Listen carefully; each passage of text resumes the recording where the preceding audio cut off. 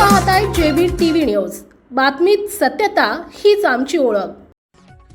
प्रभाग क्रमांक 16 मध्ये कमल विजय यात्रेचे उत्साहात आयोजन।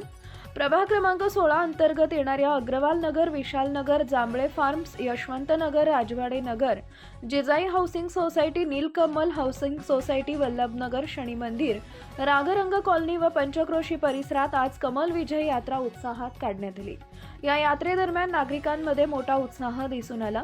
यात्रेत माजी उपमहापौर कल्याणी सतीश हंपळकर, प्रभाग क्रमांक 16 चे प्रभारी जीवन शेंडगे यांच्यासह माजी नगरसेवक राजेश पवार, माजी नगरसेवक अनिल खंडेलवाल, माजी नगरसेवक कैलास हजारे यांची प्रमुख उपस्थिती होती।